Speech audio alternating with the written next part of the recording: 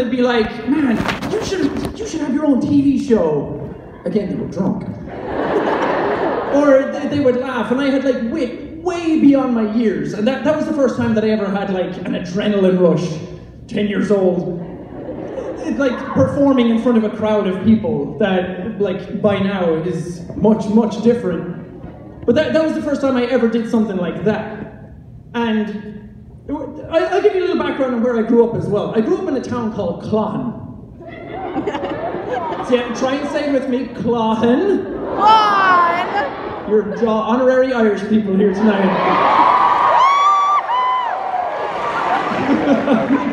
And it was like a tiny ass village. It was super small. There was only like 600 people in it. Like in the whole town there was about as much as there is in this room right now. Which was absolutely nuts. And on every like Saturday night or Sunday morning, everyone would go to mass, and like a sixth of the town would show up to mass. And that was the first time I ever experienced my first absolutely horrific moment in front of a crowd. Because I used to go to mass every Saturday, and well, we didn't go on Sundays. They had it like Saturday night for the people who just wanted to sleep in on a Sunday. And we would go to that, and mass bored the shit out of me. Again, a 10-year-old sitting in mass is just like, when do I get to go home and play Game Boy again? And the priest would be up there saying the prayers, and you didn't really know the prayers, but you knew the beats and the rhythms. So it was like, in the name of the Father, and the Son, and the Holy Ghost, and Holy Mary, Mother of God, and you were just going through the motions. That's really funny. And so to spice up my adolescent life, I decided to become an altar boy. No, the story's not going there, don't worry. But I decided I wanted to do that because some of my friends had done it and still did it. They were up there, and you'd be like in the crowd, you'd be like, Seamus, hi, yeah, blessings of God on you. And they would be the ones that like brought around like the communion plates, and they brought around the bread of Christ and stuff like that. And one night I was there. Everything else had gone flawless. The best altar boy you've ever seen. If they had an altar boy awards show, I would have been nominated at least. But the priest would stand like where the mic is, and we'd be over at the side like this, just like nudging each other through mass and doing different things. And then it came to communion, where he was preparing like the wine and the bread and everything. And at that point is when the collection plates go around for people to give money to the church. And the collection plates, like I've seen this a million times. I was at mass a lot. And I had seen people get up and take these collection plates and go around, and it was fine. But the moment I was put in charge of that, and the priest like looked at me and gave me the nod like, "You've got this, son." And I was like, "Don't worry, Father, I got you, fam." I like stood up, went over to get the collection plates, and they weren't there. I was like, oh, fuck. I mean, sorry, Jesus, sorry. And I had no idea where they were. I stood up in a crowd of like 100 people at mass, 10 years old, and I was just like, what do I do? I looked over at my friends, and they were just like, fucking idiot, glad that's not me. And the priest was just like enraptured in prayer, so he didn't care either. But my sister's father-in-law was the guy who went around and took the plates and handed them around to people. And then he graciously, by the blessings of Jesus, got up and handed me them. And I was like, oh, I'm so thankful for you. Can you replace my dad? But I'll never ever forget that. That was absolutely horrible.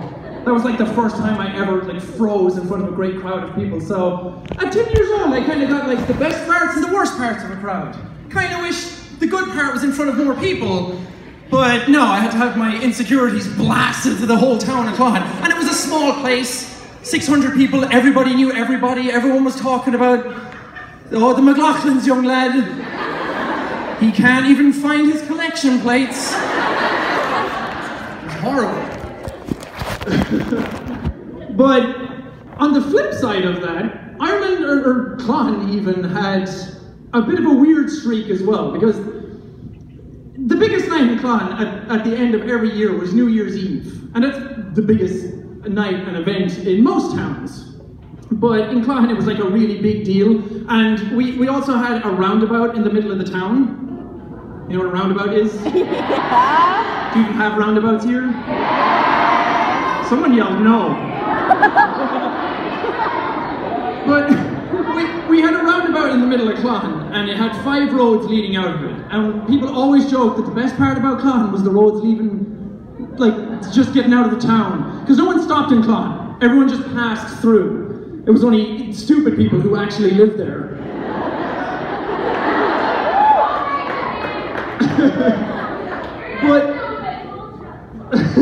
but at the end of every year, and New Year's would come around, and we had this ritual that was super weird. We got sods of turf. No one knows what that is. Turf is like peat fuel, like lumps of turf from a bog. And oh yeah, we get it now. There's a couple up there nodding like yes, I know what that is. But we would take pitchforks and stick it in sods of turf and then light them on fire. And then we would have 2 of those, and then a big line of people would all gather behind, like 50 people, and somebody would have an accordion at the front. And they'd all just go marching down the streets, singing songs like some sort of like pagan ritual from a horror movie. Like we were about to summon the Antichrist or something.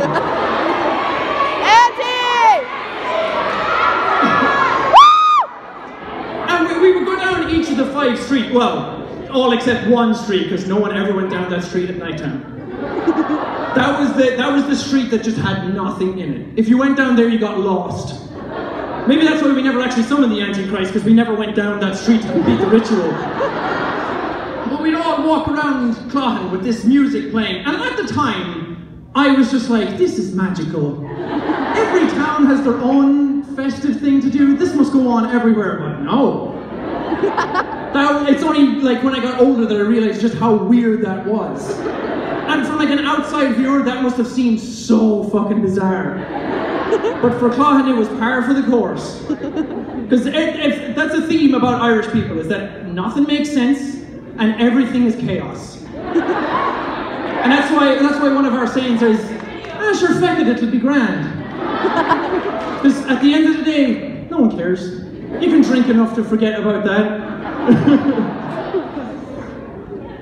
But my childhood wasn't all weird and bad. I did have some good moments as well, because the best part about Cloghan was that on one side you had this village where all your friends were, and I had a female friend, like my young best friend, live next door to me. I was 10. The notion of love wasn't even in my head, unless it was love for Pokemon. No, Pokemon! And I had a few friends who lived up the road from me then as well, and like, as I said, a small town, everybody knows everybody, so you were never very far from people. But on the other side of my house was endless fields. All that there was fields for acres and acres. Like if a child ran down there all day, they were gone. You would never see that child again. But at the end of my neighbour's field was a tree that I climbed all the time. I'd go down there after school, didn't do my homework, just ran straight to the tree and climbed that. And being a very slim, little, hipped boy at the time, I was able to climb these like really small trees and get all the way to the top, and I just sit there and like, stare at my domain. And then I would climb back down and do it all over again. But I used to have a rope hanging out of the tree that I would swing out of, and I think that's where my fascination with Spider-Man started.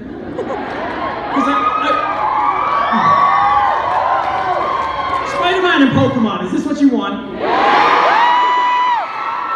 I'm leaving, I'm gone. I'm going down into the fields of Cloghan and I'm never coming back.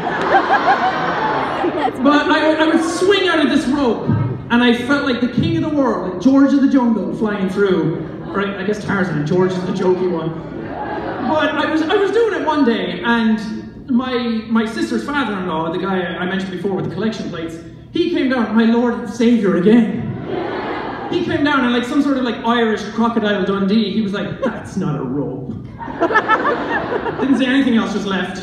I was just left this fester in my boyhood shame for like 10 minutes.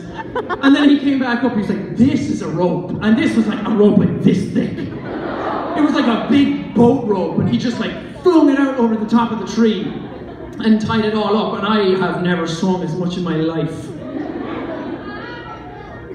No, shut up, see ya. There was no chandeliers, just trees, rope, and sheep. I smell like feet! I did. It's not karaoke now. But I would swing back and forth on that, and no one swung better. As I said, I was very, very small. Like, a wrong breeze and I was gone. You would never see me again. I'd be in the bog of somewhere in Ireland. They're everywhere. I can't name them all. But I would swing out of that, and I'd stand on this really high thing, and I'd fly down. And it's a wonder I didn't die. It's a wonder I didn't fall off, break an arm, get impaled on a tree somewhere. But, I mean, I probably would have looked home at pagan Clohan, but I would just swing all day, every day. And we also had a tree house in this tree. It was kind of run down, and we did it up again. It didn't have a roof on it, so if it rained, then, well, shit. But that's one of my earliest memories of playing video games, was sitting in this tree house, and I had my Game Boy, and I had two friends who were with me, Porrig and Sean, and they lived up the road from me, and they were, yes, Porrig. It's an Irish name. It's Irish for Patrick. I was friends with a saint. We would play games, and us with just our Game Boys, and one day I was down in the treehouse waiting for my friend to show up, and he just comes waltzing up to the treehouse, all king of the jungle, and he had gotten Pokemon Red.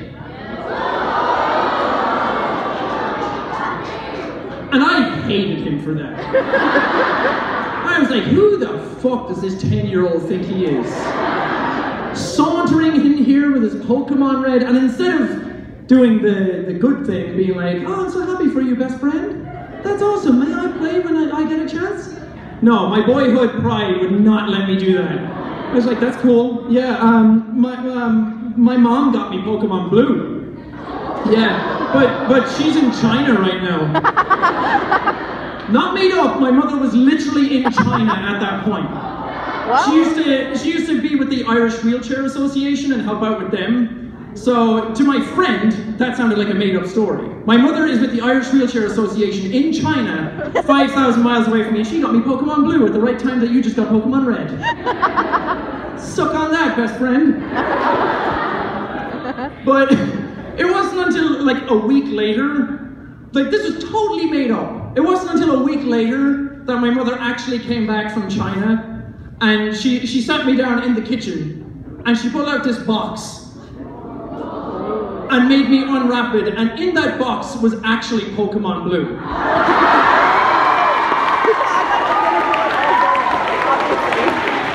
And I cried.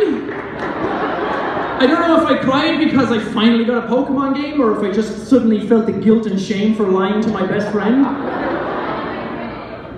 I think it was just because I got Pokemon Blue. And I was so happy, and that's the strongest first gaming memory that I have to this day. That's the first game I truly remember playing and falling in love with. So, to try and share some of that love here tonight, I want to invite somebody up to play Pokemon.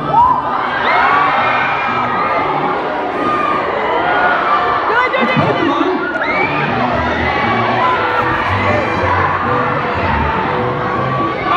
Okay. There is... Thank you.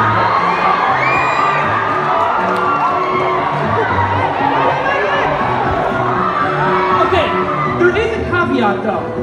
When you come up here, you have to make up your own YouTuber name. Okay? Vernon, who are you feeling?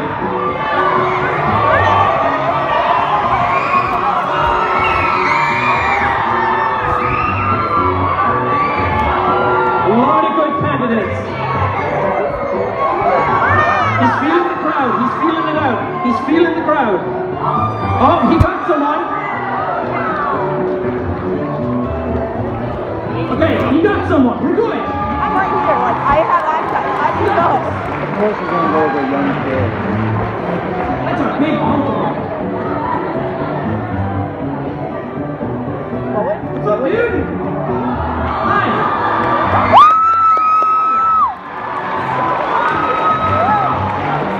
You sit in this chair. What's your name, dude? Everyone give it up for Jodith. Okay, do you have a YouTube name already? Okay, if you were going to make up a YouTube name, what would it be? Gaming Plays. Gaming Plays. Okay. So, to give Jodith some inspiration, let's all shout, Gaming Plays! Gaming Plays! Gaming Plays! Gaming Plays! It's not that hard to be a Let's Player. And if you had to have a catchphrase for your YouTube channel, what would it be? I honestly have no clue. Honestly, that would be a perfect catchphrase for a Let's Player. Because honestly, we have no clue. So, are you ready to play some Pokemon? Okay, let's do this. I don't know where to put mics. Okay. So, you're going to want to go ahead and pick the left Pokeball. For reasons, okay?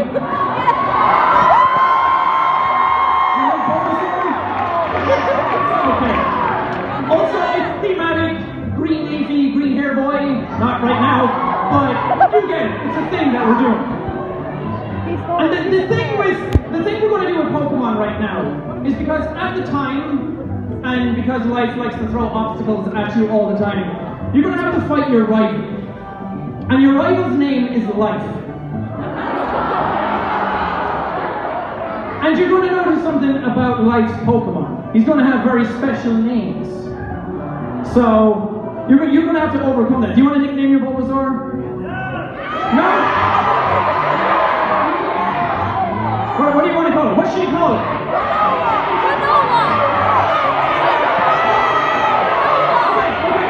Okay. There's not enough room for Let him feel it out. He can do this. Whatever you want, dude. You can name this Pokemon whatever you want. Granola!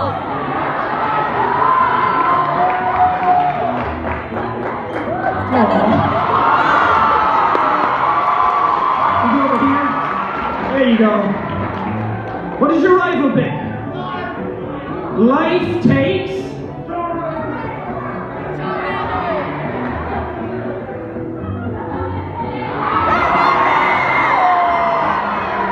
Life's already trying to mess you up, Jordan. What have you got to say to Life? What was that? It's okay, Jordan, we don't all have Life figured out yet. So he's going to talk trash to you. He's going to try and put you down. So you're just going to walk away from Life. Just leave that gym. Leave lab, not a gym. And Life gets in your way, Jordan. What are we going to do to Life? Fight Life!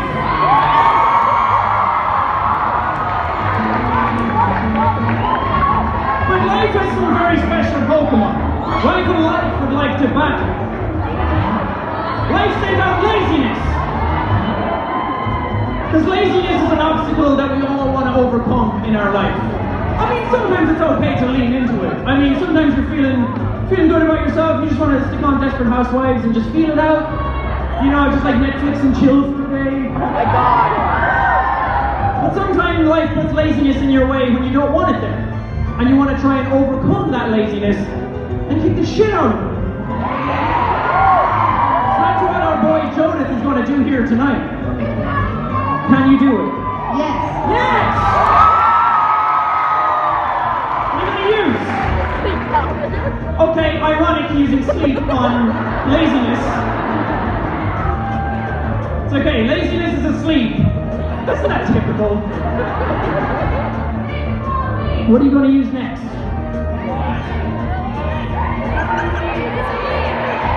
Okay, he's going for Razor Leaf. Is it gonna work?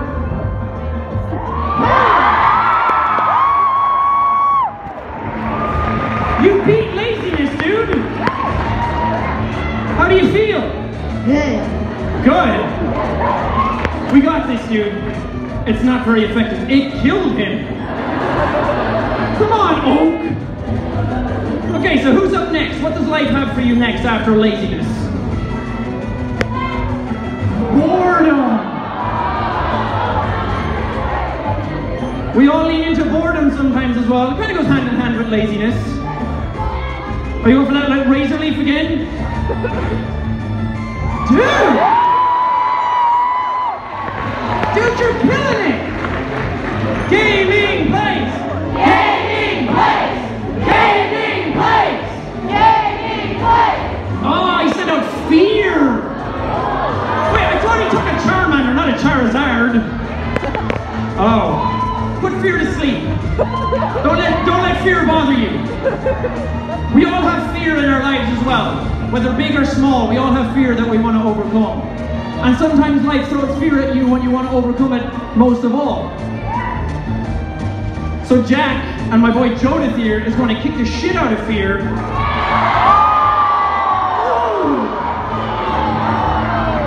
That's okay, sometimes fear lingers.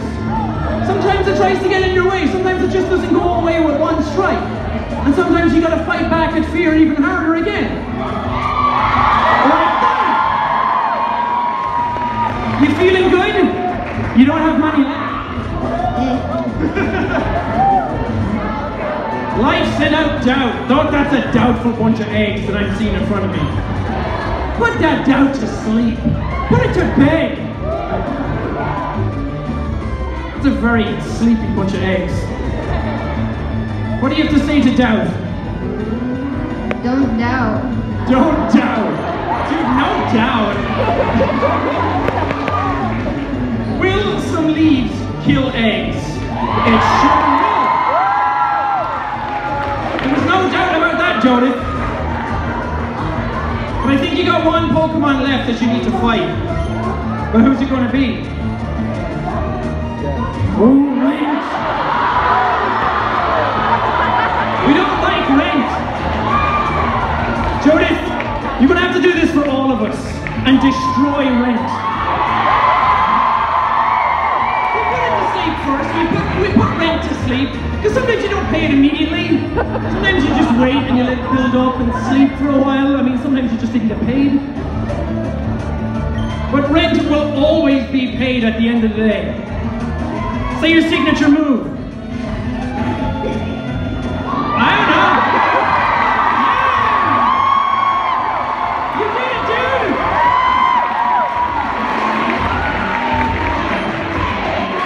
Gaming class! Gaming class! Gaming class! Gaming class! You did it, dude! You overcame life's obstacles.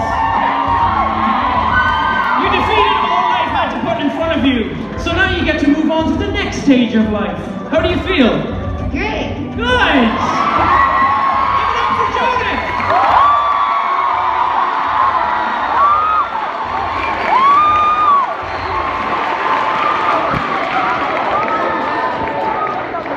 That was fun, right? So because Jodith overcame life put a lot of obstacles in his way as a young boy, but he overcame them. Life likes to throw obstacles in your way all the time, but all you have to do is fight through and you will overcome them eventually. It always doesn't go down in one strike, but it does go down eventually, and you overcome it and move on to the next stage. And of course, the next stage is teenagehood. How many teens here tonight?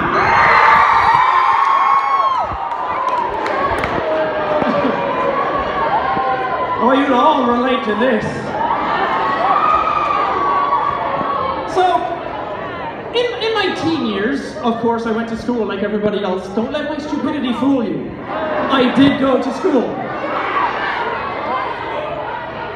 And when I was in secondary school, that was when the whole Jacksepticeye name originated. And do any of you know the story of how the Jacksepticeye name? Okay, well, for the four of you who don't know, when I was in secondary school, I had this friend called Paul. I think he got hit. Where does he get sympathy? Where does he get an aw? He's just called Paul. But my friend Paul found out that my mother called me Jack. And this makes no sense. My mother called me Jack because it was a nickname for John.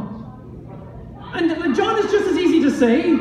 Yes, if you have confusion right now, it's apt.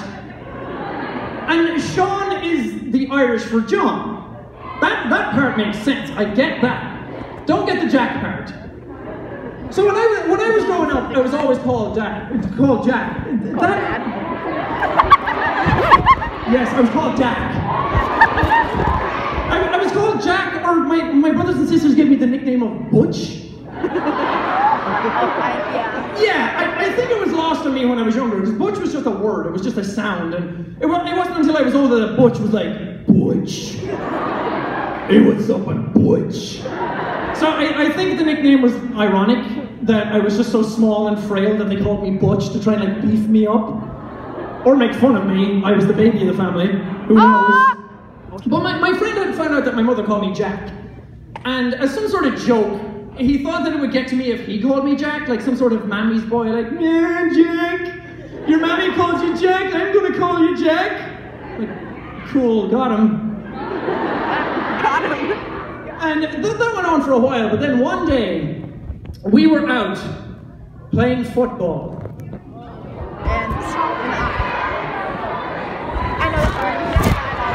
No, not soccer, football!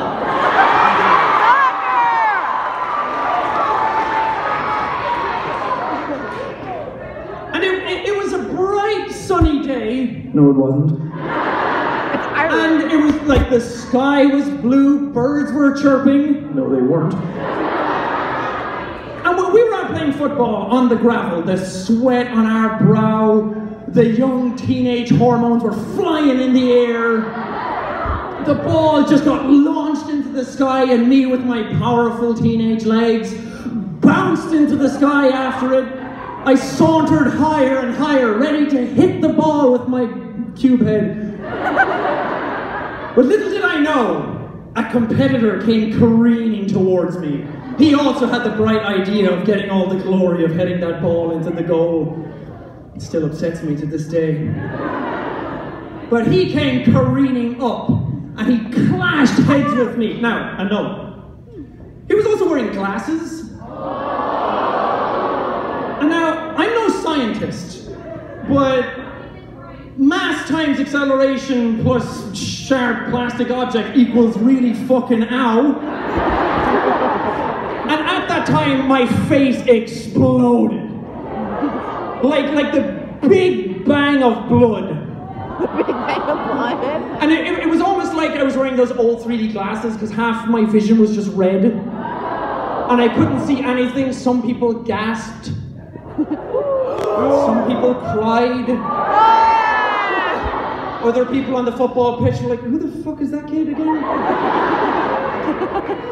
But judging from the reactions, I knew that I went into battle that day. I knew I got a war wound. I got taken away, I was brought into a teacher's office, and they bandaged me up good. They weren't a doctor. It was just a teacher who had a lot of bandages in the room. Pretended to be a doctor. But they bandaged me up good. No lollipops. Not a doctor! I just said that! I know, my school was terrible. They had no lollipops. Wouldn't it be weird if a teacher brought me into a room, bandaged me up, and gave me a lollipop? That's like local newsworthy. That's weird. But after that, I came out of it good. I got a scar. I mean, you can't see it because I have like 14 miles of eyebrows covering it. But I came out of that, and my wound healed. It kind of got a little bit infected. It was like green and pus-filled, and it was just not good. So, same friend, good old Paul. You all remember Paul? He decided to take liberties with that and embellish the Jack name further.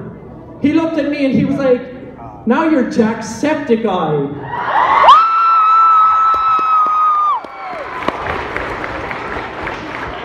And he thought up of that like that. I couldn't think of a name like that. He just came up with it like right fucking there. What a genius. But he went around calling me jacksepticeye from then on. But little did he know, Paul, that I had the last laugh.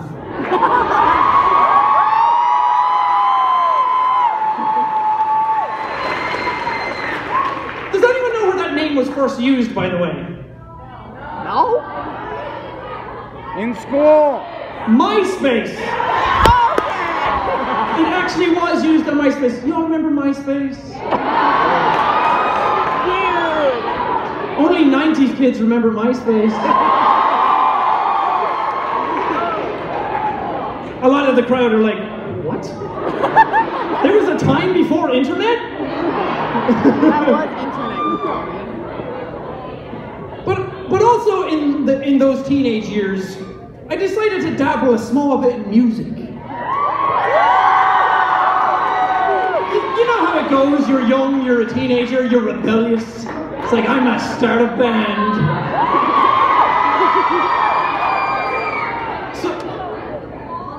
No, I'm not friends with Paul. Didn't you hear the story? But I decided that I wanted to play music. And I started off playing guitar because I wanted to be that guy. I wanted to be that douchebag at every party. I wanted to be that guy who goes to the party and sits next to the fire and just strums. Everyone stands around. It's like, I care about my feelings because I play guitar. He said he wasn't gonna sing. I'm gonna sing it. I have so many problems and I am 15. I wanted to be that guy.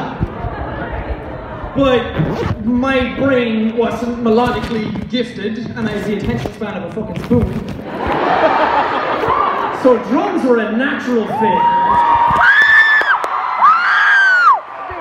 I love him playing the drums. What? My oldest brother used to play drums. After I'd come home from school in Clon, I would come back and like in the distance, I would just hear like, and it would just get louder and louder, like a freaking war band were coming towards me, but I was going towards it, and louder and louder. And as I got closer and closer, I walked by the window in our house and I just saw my brother, who was more hair than man. Like fucking Animal from the Muppets, just going ballistic on these drums. And I walked in, and how ironic is this? I thought they were too loud. Little did I know. But he had played drums, and I didn't really connect with him over it then. I do now, but at the time I didn't like them. And then as time went on, and we were watching TV channels when I was younger, and you'd watch like MTV and like Kerrang TV, and there was like all these music channels at the time. Remember when MTV was actually music television? Not a Kardashian in sight. Oh, some people like the Kardashians here. They didn't like that joke. No! But we would watch music videos, and at the time I was like, Green Day was a thing. I really like Green Day. I don't like them as much anymore because I kind of just grew out of the music as I grew up. But Boo! back then I was really into Green Day, and this was a time when Wake Me Up in September ends. And that would play on TV every now and then. You just flick through the channels until you found a song that you liked, and that would play. And at the time, I was listening to the song, and I was like, wait, I can hear the drums in this song already. I know what this is. I can actually just play this on my legs right now. It's like, why don't I just get a drum kit and screw this guitar? I don't need that anymore. I'm going on to drums. So, I'm sure if that's worthy of applause, but thank you. definitely not worthy of applause. Guys, I'm going to save you some time and put you off. I didn't got a drum kit. I got a drum kit shortly after that. Now, I put it in my shed, and I would just hammer the shit out of those things every day. I would come home from school and I would play. And my friend, Porrig, from Act 1, you all remember Porrig? That Pokemon motherfucker. He wanted to play music as well, and the two of us, well, there was another friend at the time as well from school, and we all tried to learn guitar. But me and Porrig didn't like guitar. We didn't like it that much, and Porrig drifted off and started just playing bass. So, yes, guitar for simples.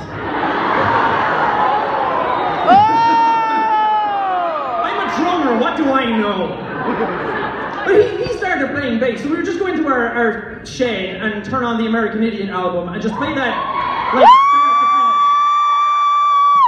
finish. And I don't know if we actually played the songs properly. I don't think we did. I think we played an approximation of what those songs were, but we freaking loved it at the same time. And that was going well for a while, and I played drums for a really long time, and school was going well, but then after a while school had ended, and normal life trajectory is that you go from small town to bigger town, and that's where I was in school. And I went to this bigger town, and then you're supposed to start playing drums, create a band, do all these great things, and then move on to the city and live your life after school. But that didn't happen for me. After school had ended, my parents decided that they wanted to move. And at this time, we ended up moving to the middle of nowhere. And I mean the middle of nowhere. If you take the middle of nowhere and put it in the middle of nowhere, you're close. We moved to the log cabins.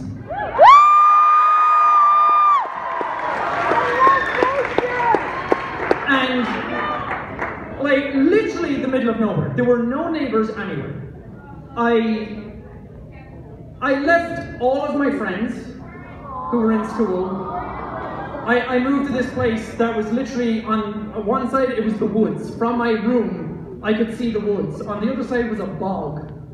On the other side was just like endless fields. The closest you got to people were sheep. And the slogan is supposed to be, when you move, that don't worry, you'll make new friends. But I didn't. Bog people. When I moved, I basically lost everything.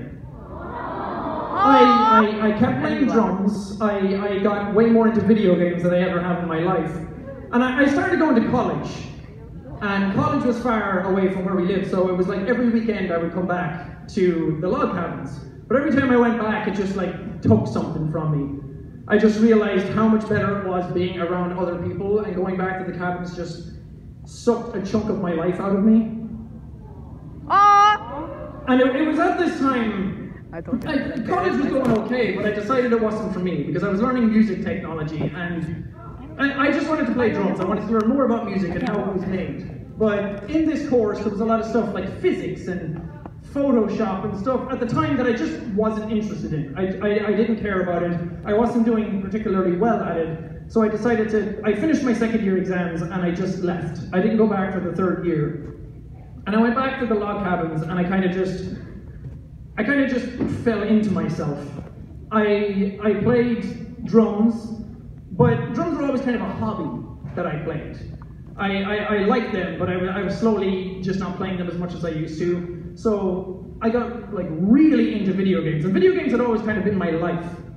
That they were so entrenched in who I was, and I just loved them so much. And almost to a fault, because my friends would sometimes ask me to go out and do things, but I would just say no and stay at home and play video games all the time. And it was during this time that I started to, we got internet in the log cabins. It was probably just plugged into a tree somewhere. I don't know how we got internet, and it was terrible internet. It was barely enough to watch YouTube, but I'd been playing a lot of Battlefield 3. And I wanted to get good at it. I wanted to just be better at the game. So I decided to look up some YouTube videos on how to be good at Battlefield 3. And this YouTuber showed up called Level Cap Gaming.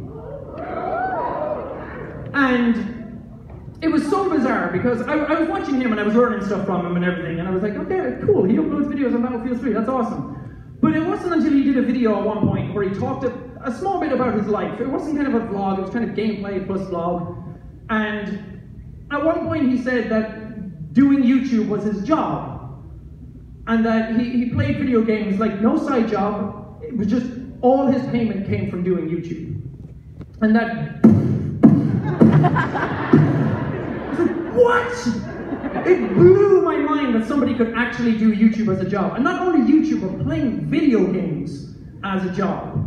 But that wasn't the part that stuck with me. It wasn't him doing it as a job. That was super cool.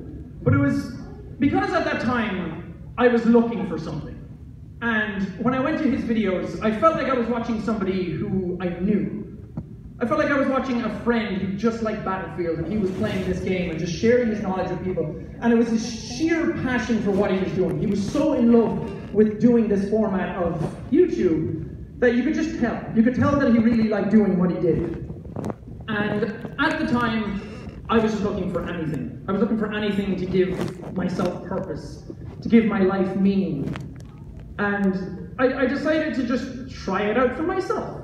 I decided, hey, why not? I can make YouTube videos. I can just share this experience with people. And at the time, I think I was looking for something that I couldn't give myself at that time.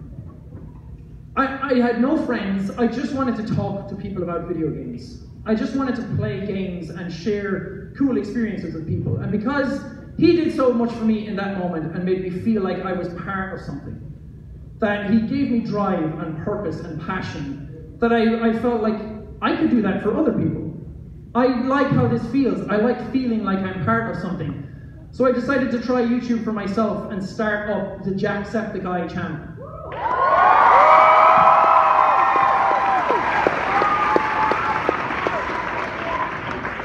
And it filled me with so much motivation, something that had never happened to me before in my life. I had never felt that kind of passion and motivation and felt like I was actually doing something that I was good at, that I knew what I was doing. Now it's like, oh no, you were bad at that. But it didn't matter because it made me feel good. And as people started filtering in, I could see the effect it was having on somebody else. So it was that drive to do something that made me really want to start doing YouTube. And at the time, in these teenage years, there was one game that stood out to me that completely blew my mind of all sorts of the conceptions about what a video game was. It wasn't just beating levels, it wasn't just beating bad guys, it wasn't just shooting bad guys. It was the first thing that made me feel something on an emotional level from a video game. And that game, of course, was Shadow of the Colossus!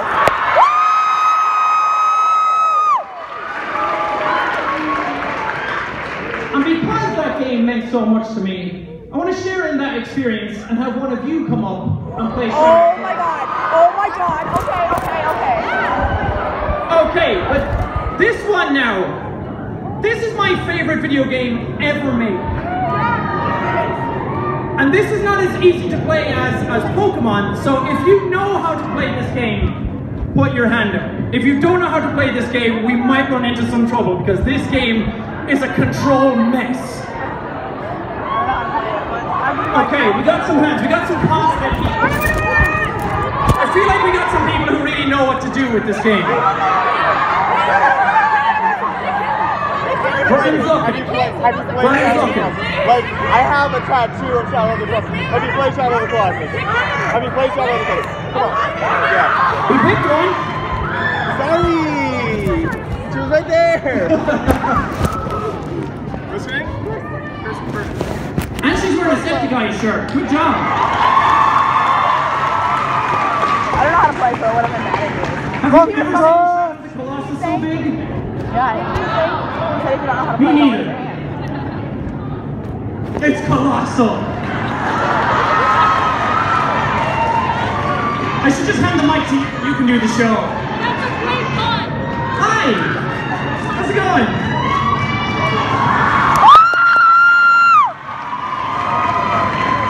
What's your name? Kirsten. Kirsten? Give it up for Kirsten.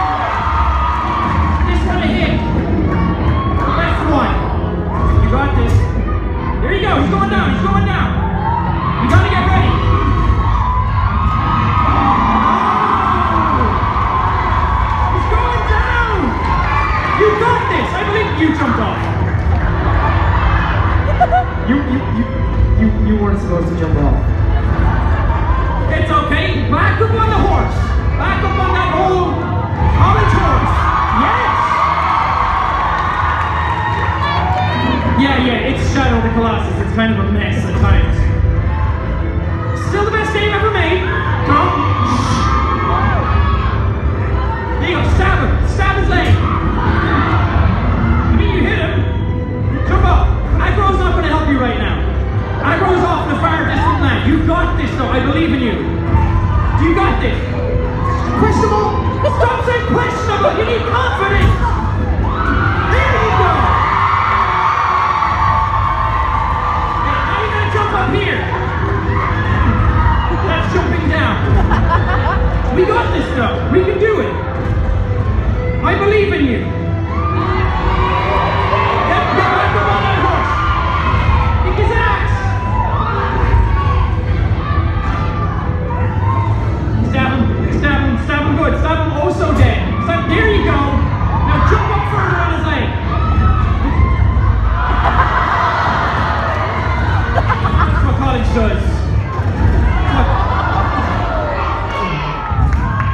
It's okay. You know what? No. It's okay. And that actually...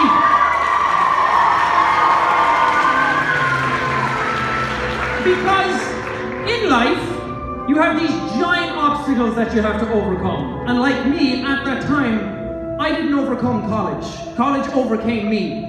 But in the end, you battle past that and you become a better person anyway. So, not defeating your life obstacles is not the end. Thank you. No problem. Yeah!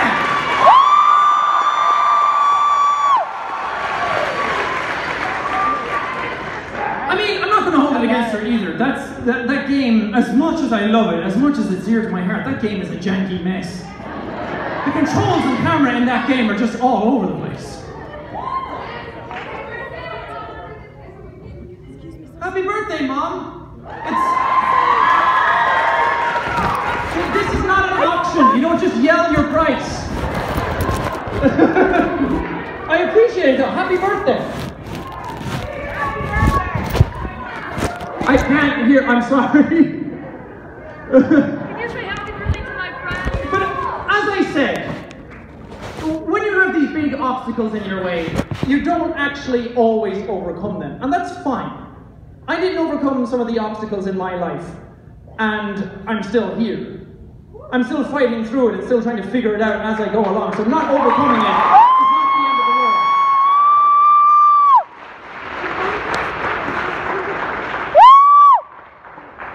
But after all that stuff, YouTube had been going well at the time. I mean, we're talking like 200 views a video. 2,500 subscribers. I mean, I was basically big pimping at that point. I was basically like... I'm not going to stop. Don't play, I'm going to stop. And things were going well. I went back to college again, and I decided to go into hotel management. I know, who would have thought? Little drummer boy went to study hotel stuff. Little drummer boy. But that was always also going well. And when I was in college, all I could think about was doing YouTube. All I could think about were video games. And all I wanted to do was YouTube. So at the end of each college day, I would come home and just fling my bag into the corner and just say, "Fuck you, homework."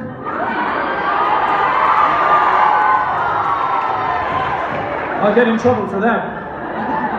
But I would just jump into like my little YouTube command center and just get absolutely absorbed in videos. And I was uploading on this god-awful internet and I was trying my absolute best. Even at this stage, I was doing 2 videos a day at the exact same time every day. And this is 5 years ago.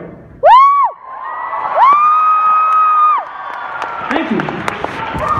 But I was trying my best, and that was the thing that I really wanted to do. But of course, like at that point, it's not enough to be a job, and I didn't even really want it to be a job. It was just something that I really, really enjoyed doing. And I would upload videos overnight. I'd have to leave my computer on all day, and then I'd go to college, and then I'd come home and record videos and do the same thing over and over every day. But everything was going well. And then somebody had to come along and drop a big old nuke on the top of everything. That, of course, being the PewDiePie shout-out.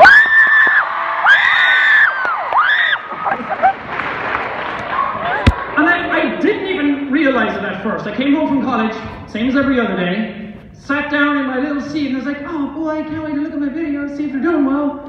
And I sat down, and one of my videos, instead of having like 100 views, it had 15,000.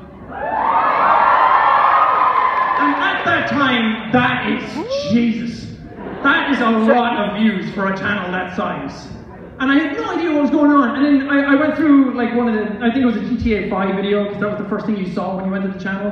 And I went to that, and there was a lot of people in the comments saying, bro, you won a PewDiePie shout out. It's like, dude, you were named in a PewDiePie shout out among all these other YouTubers. Another person was like, Jesus, who the fuck is this annoying douchebag? Why did you shout him out? And I was like, oh gee, people are interested in me. And I made a video like thanking him for doing that, and I was just absolutely astounded. But it was in that moment that I said to myself, okay, if you're gonna really like go for this is an opportunity that doesn't come around ever. And it was something that I just kind of threw my name in because a lot of people who were watching the channel at the time just told me to. That it was just this thing that Felix was doing. And I decided to do it, and it came out like way beyond what I thought it would. But I said, if I'm going to really use this, then I have to change the way I'm doing things. Because at that time, I was only uploading GTA 5. It was like non-stop, like 2 to 3 videos of GTA 5 a day. And I said, well, if you're going to make it, if you're going to do anything with this, you really have to change the way you're doing things. So I sat down and I just started like picking out all these different varieties of games. I didn't really know what I was doing still, but I decided I'm going to really try with this. And a lot of people like to hold that over my head, that shout out is what made the channel, that's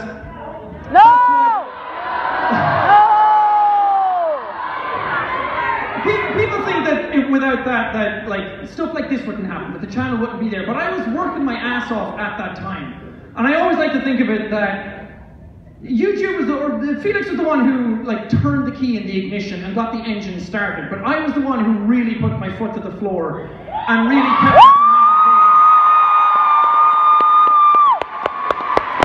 And I'm not saying that to congratulate myself either. I'm saying it more of a case of like YouTube and any sort of success in life is a little bit of luck and a lot of fucking hard work. That you really have to want these things if you're really going to make them happen. And that was my opportunity to really make it happen.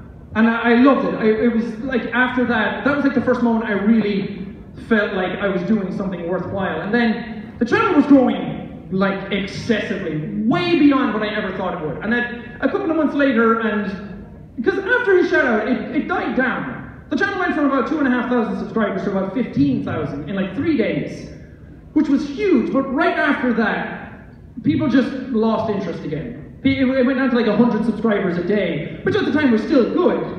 But I could definitely see that people were just there because of the shout out. So I was still trying really, really hard, and things were going really, really well. But it was way later that stuff really gained traction. And the channel was gaining like 1 million subscribers every 2 months. And I wasn't even noticing this kind of stuff. I noticed the milestones that happened every now and then. But it wasn't until I was walking around town that it really hit me just how big this thing had gotten. Because I was walking into a shop called Tesco, and I was walking around with my little basket with my beans and noodles, you know, the food of kings. And these 2 boys came up to me and asked if I was Jacksepticeye.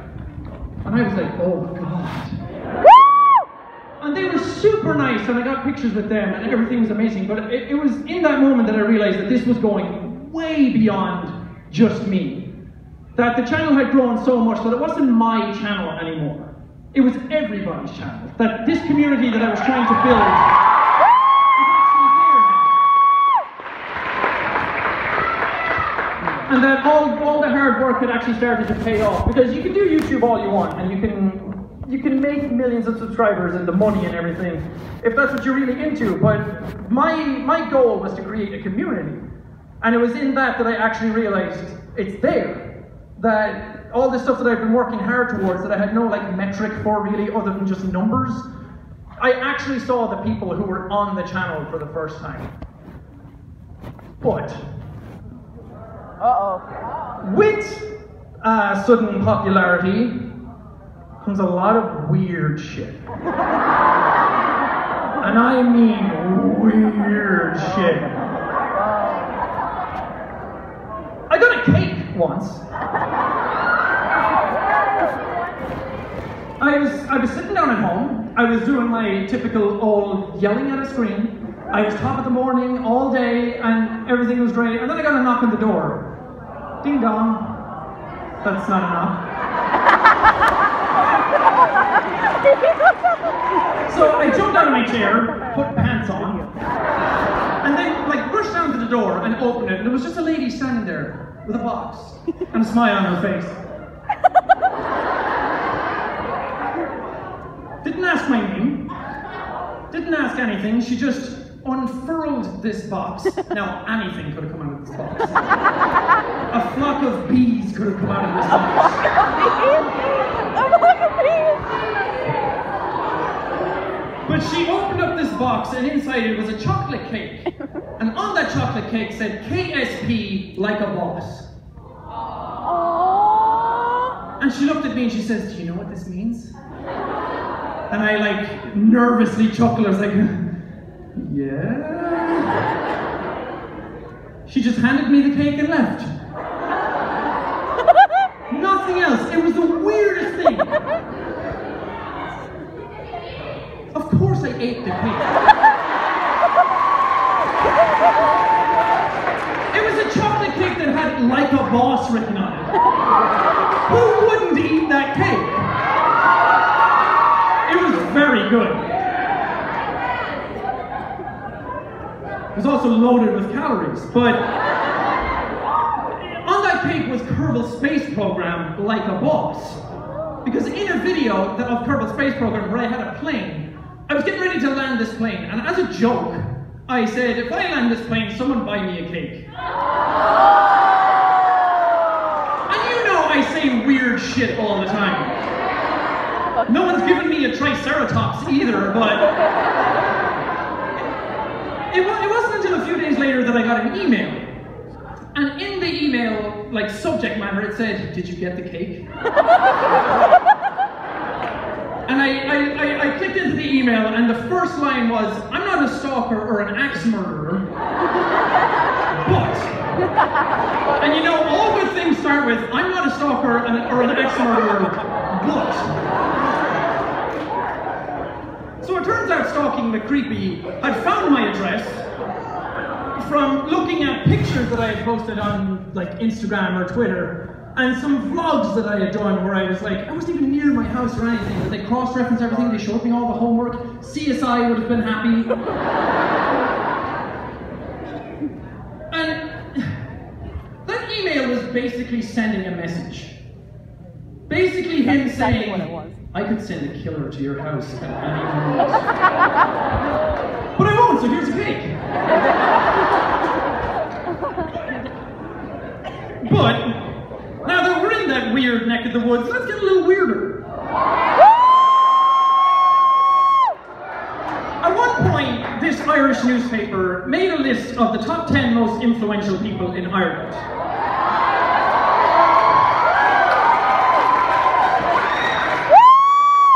Your boy was at number 6.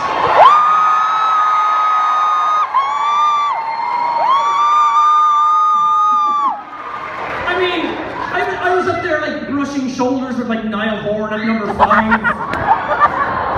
And to put it into perspective, Bono was at number 4, and the President of Ireland was at 9. The President of the whole country was at 9. And I don't know if that says a lot about me or fuck all about him. But again, I'm just going to lean on me. And the news had gotten word of this, like the actual national news that everybody watched, and I got a phone call from a guy called Kieran Malooly. Okay. Actual, real Irish name. And he called me up and he was like, "How are you, Sean? I'm just wondering if you wanted to do an interview for the news based on the Irish influencers list that I saw in the paper." I know. I was like, "Sure, Kermit, I'll do that interview. No problem." Because it was a cool thing. Something like that had never happened to me before. I was like, why not? This is already weird. Why not just jump feet first into this thing? So, in where I lived, we decided to meet up at a place called Sean's Bar. That's the third Sean in this story. That doesn't tell you something about Ireland. I don't know what does. I mean, it was rated the most popular name in Ireland one year. Just saying. And so was Jack, actually. So, and the 2-time. But I went out to Sean's Bar, and at this time, it was the worst winter that we've had for a very long time. It's like Game of Thrones level. Where the river near my house had burst its banks. It was raining so much that the river was overflowing into the town. And like the Sean's Bar car park was all full of water, near my apartments was all full of water, and they were putting up these sandbags to keep all this water out. And I was standing there with my umbrella waiting for Kieran. And we were supposed to meet at 2 o'clock. Never showed. 2:15 rolled around. No sign of Kieran. 2:45, 2:30, 3 o'clock, no show. How did you go from 2:45? So I said, okay. Well, and I mean, I gave him the benefit of the doubt. It was really bad weather. I was like, Kieran's probably stuck in traffic. He probably got covered in water. He's probably floating away somewhere. He probably floated away to England at this point. And I went home and called the people who had organized this thing. And I said to them, Mr. Malooly never showed up. And they were like, oh yeah, Kieran's in the town, but he went across the bridge to do an interview with a lady whose lawn got flooded. So, Mr. Malooly passed up an interview with the 6th most influential Irish person to do a story about the rain. And if that's not the most Irish thing I've ever heard in my life, I don't know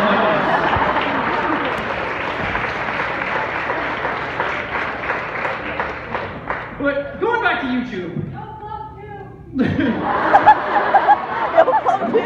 Down here.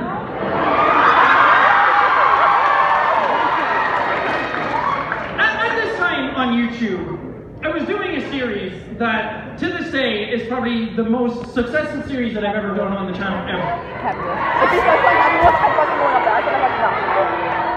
It has more episodes than any other video game video series. That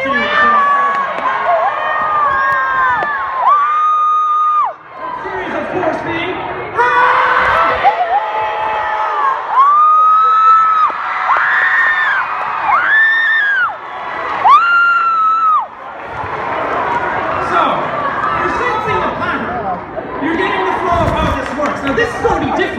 again, because this time we're not just taking one person off.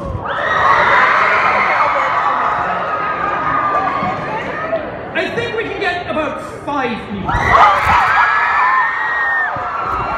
So, same drill as before. Remember, if you get called up, think of a YouTube name. Think of a catchphrase.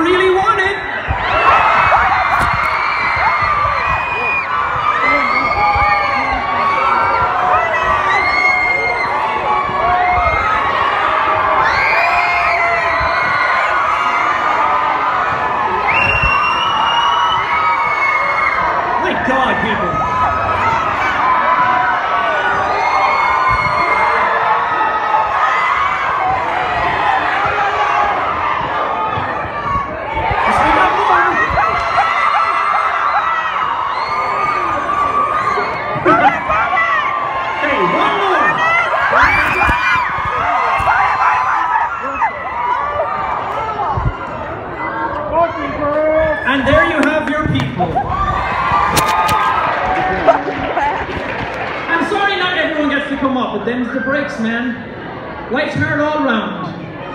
Shut up. I go up there and curb something. Open girls! What's up? Come on over. Hi. How's it going? What's your name? Amaya. Amaya. Amaya, what would your YouTube name be? Gamer girl. Gamer Girl. And do you have a catchphrase for Gamer Girl? Her catchphrase is just no. Because she ain't having none of your shit. Okay, so come on in. Sit down. This is also weird because Happy Wheels is like a PC thing, so we're using a controller for this, so you're going to have to use this stick to move the mouse. Can you see the mouse? Okay. And you're going to have to go to play for me and hit the trigger to click. It's weird, okay? Now, pick a level. Any level there on the left that you want to play. Okay? Cool. Now, this might be a mess because who's ever played Happy Wheels with a controller? No, nobody has, so just flick around on buttons there and see what happens. I'm just as curious about this as you are. Okay, how do we grab? There are some buttons you can press. Oh, you grabbed! Oh, God! What did you do? Poor Bobby! I mean, at least he doesn't have his child with him. Okay, let's go ahead and restart level. There you go. There you go. Now try again. Whatever grab is, I don't fucking know. Yeah, well, they're for a PC. Them controls don't work anymore.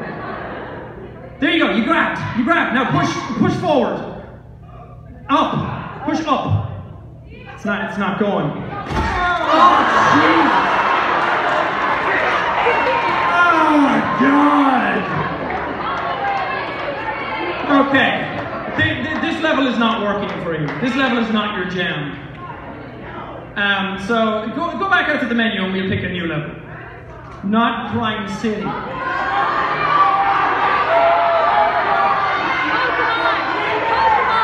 already yelling a lot of things.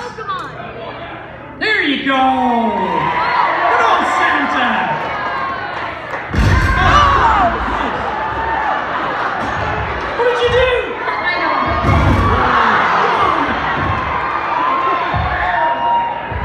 Time to fly. I think your time to fly was about 10 minutes ago. You broke it! We broke Happy Wheels, but let's face it, Happy Wheels has always been broken, and that's why we love it. Give it up for Maya!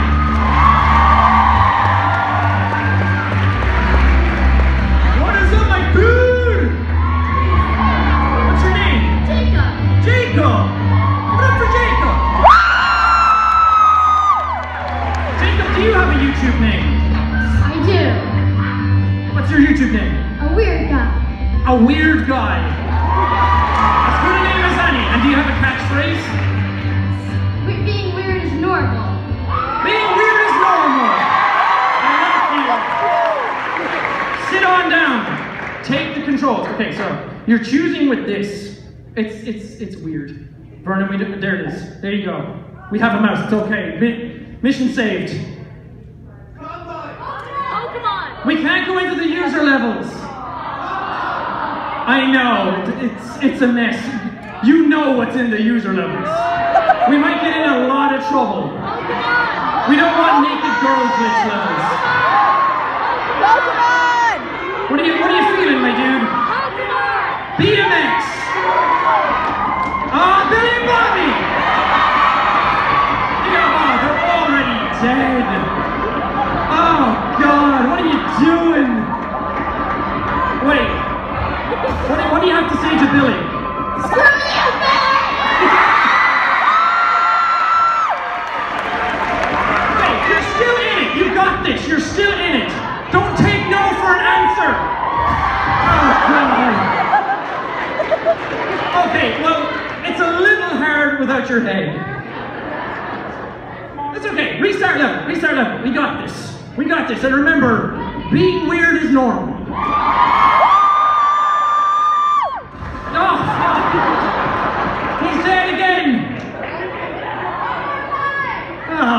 God! Screw you, Billy! I know, the controls are off. You got it.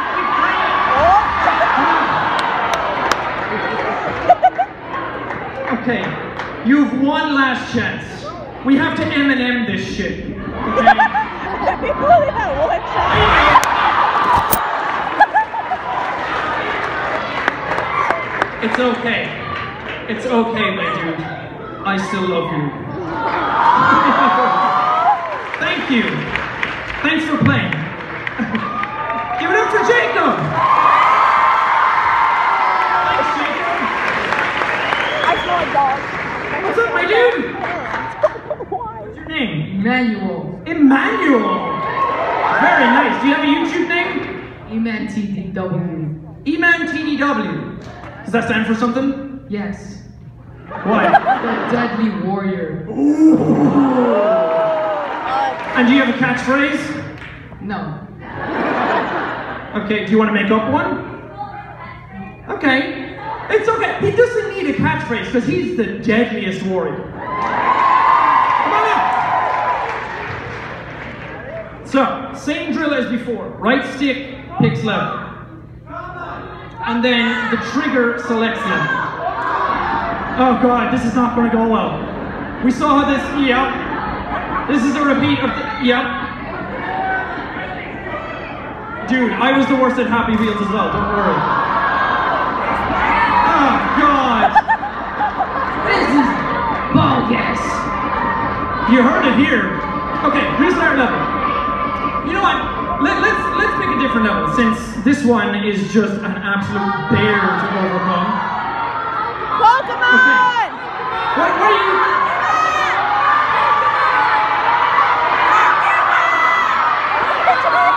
Right trigger. There you go, Crime City.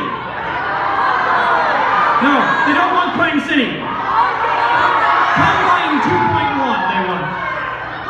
Oh, there you go. We'll get to your level, don't worry. Oh.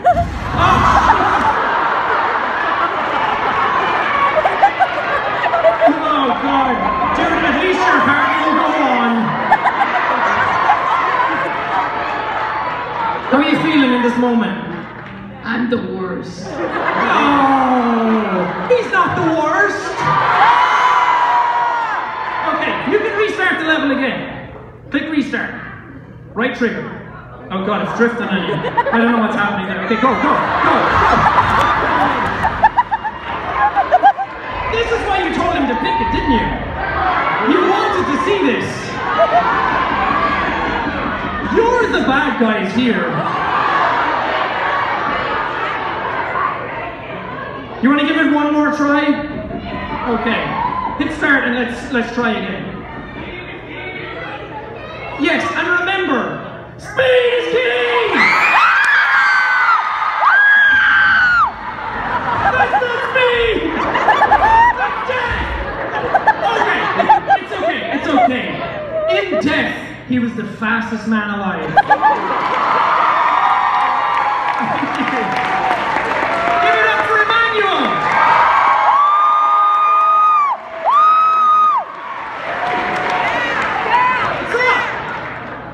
How's it going? What's your name? Angie.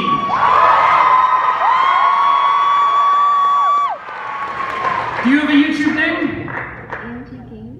Angie Games, that's fine. Do you have a catchphrase? I don't know what I'm doing, so subscribe.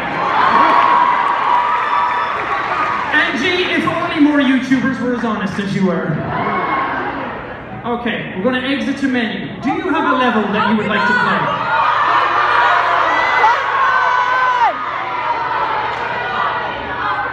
The mansion? This one? Okay, we'll play this. I don't know how this is going to go. Segway Steve! I feel like this is a pattern. I mean, Happy Wheels is doing what Happy Wheels does best, which is murdering you. But it's okay, because you can restart. There you go. Big jump. Okay, wait. What's he saying? Please play with me. I only want a friend. Okay, well he wasn't very nice to us. What should we do? Jump!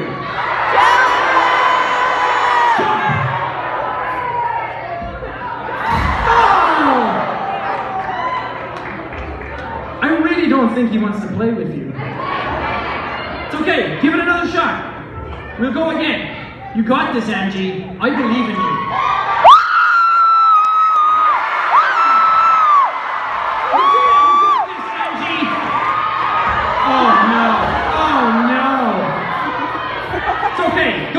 Go again.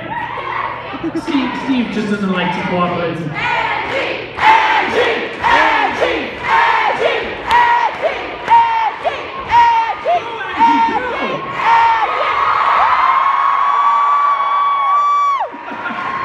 You got this, Angie.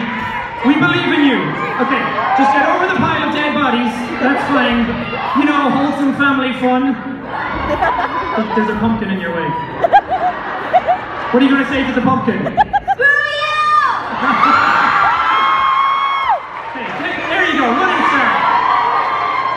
Yeah! Oh God. What is this nonsense? Angie, you're in the thick of it. You're in the wine cellar. Angie, what are you going to do? Speed run it? Okay. Speed run! Go! Angie! Oh God, right or left? Right or left? Oh God! Angie, run!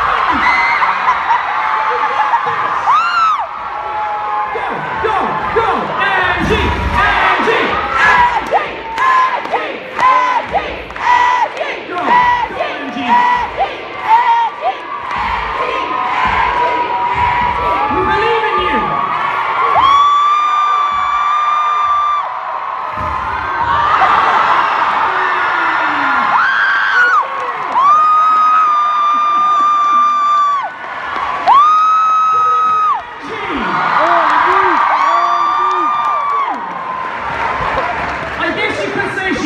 All the way. And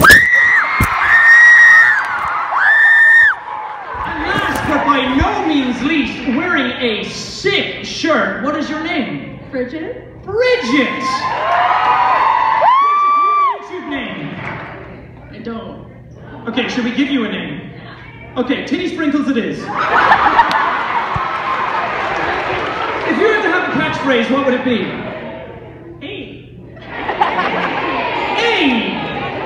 Okay, so we're going to have to get a chant going.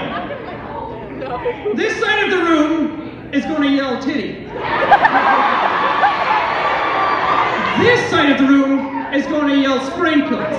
Titty sprinkles! Titty sprinkles! Titty sprinkles! And we're off. Let's get this going. Okay. We're going to have to pick a level. Sit in the powerful chair. And you too can be Let's Play. Just go down to exit menu. Okay. Angie, entertain the crowd.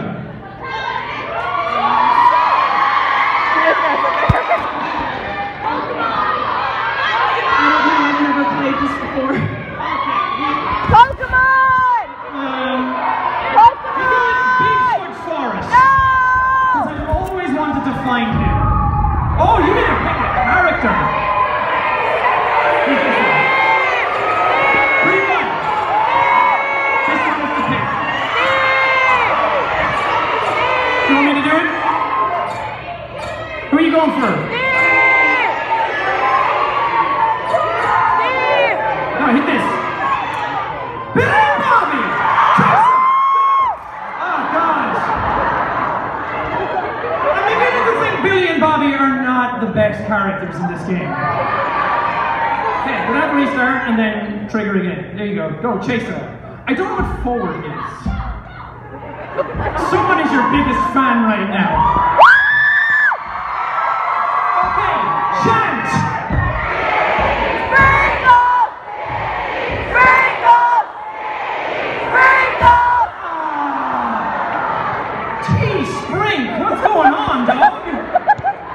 You you want me to have it back? Are you done? Okay. Everyone give it up for Bridget! Oh, come on, Bridget.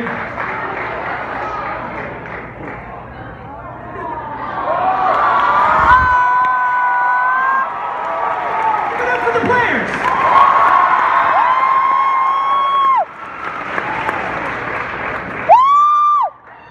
So, we all learned something about ourselves today. Good old Teespring. Well, we did beat one level. And the reason this game is in there was not only was it a success for the channel, but it's also because at the end of the day, this is all about fun. It doesn't have to be the best thing ever. It doesn't have to be amazing. You don't always have to know what you're doing. As long as you have fun doing it, it doesn't matter. And we all had fun, right?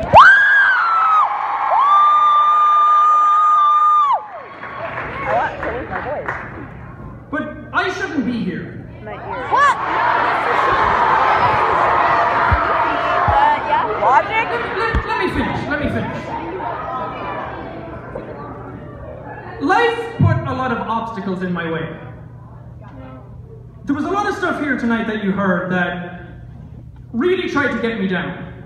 That life really tried to get in the way. It threw a lot of obstacles at me, and it really wanted me to fail. It really wanted me to go nowhere. It wanted me to stay in that cabin in the woods, completely demotivated and not want to do anything with myself. And for the longest time, I thought that that was going to win.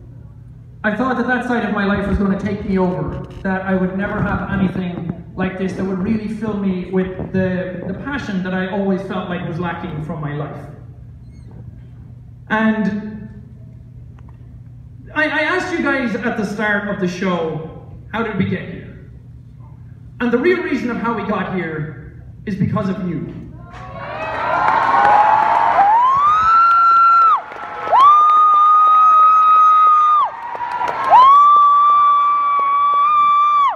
None of this stuff would have happened.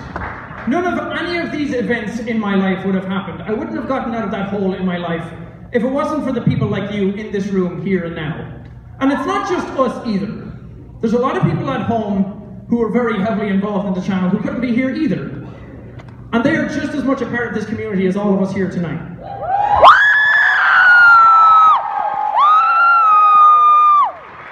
Nobody in this community is better than another.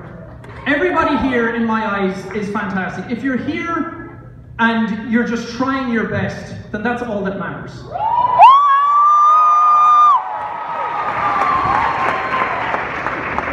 And I may be up on this stage talking down to you, but I hope that you never ever feel like that that's what I'm actually doing. You were all up here being the stars of your own show as well. You are all just as much a part of this as I am. And I would be absolutely nowhere if it wasn't for all of you out here listening to me just talk crap on YouTube videos all the time, building me up into something that I never ever thought I could be. And I want to try and use that for something good. I want to use that for something that tries to help other people. If I can inspire somebody else to take up the mantle and do the same things themselves, it doesn't have to be YouTube. You don't have to be a YouTuber to do great things. You don't even have to do something incredible to do great things. Just being there for one another, being there for yourself, loving yourself, trying your best, and just getting by is all you need in life. And if you take away one message from this show tonight, is to just go out there and completely go against the odds. Go out there and do what you want to do. And be the hero of your own story. Thank you.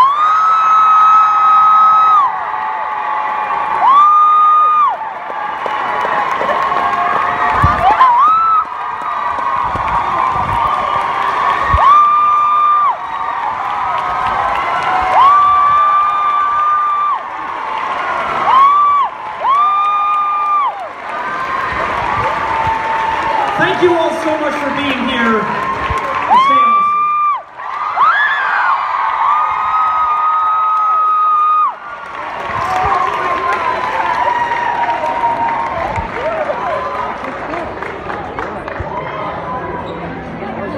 Dude.